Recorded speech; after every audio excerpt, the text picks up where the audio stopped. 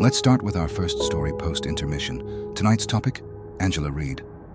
I've prepared a character who embodies apathy dressed as concern, a woman who smiled through silence while young voices begged to be heard.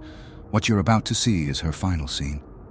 Ms. Reed was a school counselor. She had rules everyone was expected to follow, regardless of their pain. Your trauma was your issue, not hers.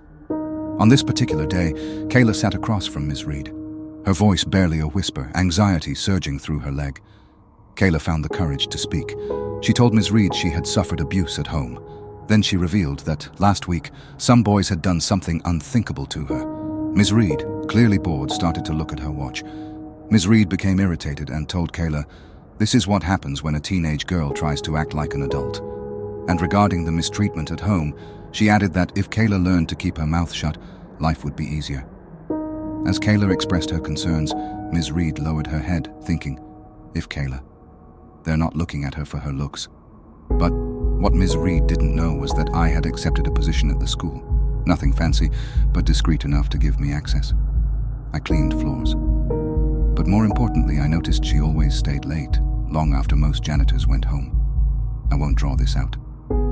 This isn't the only story I have to share in this 3-hour production. Earlier that week, I passed Kayla in the hallway. She was rocking slightly, very distressed. I whispered to myself, "Oh, Angela, if you only knew. I've got their names written down. Trust me, sweetheart, their time is coming." A few days later, Ms. Reed looked down at her desk and noticed a single piece of paper that I wrote, which said, "She came to you. She begged. In fact, they all came to you for comfort." By now, Ms. Reed got the message that I meant business. But today, Ms. Reed stayed late. She sifted through student files, grumbling as she read notes from kids reporting abuse. She muttered, "Not this mess again. I have better things to do with my life." Just then, her boyfriend called. Her posture changed as they talked about what special plans they had tonight, plans that should last all night. But sadly, what Ms. Reed doesn't know is that she will not make it home tonight. As she sits in her car, I tell her not to move and how soft her neck feels.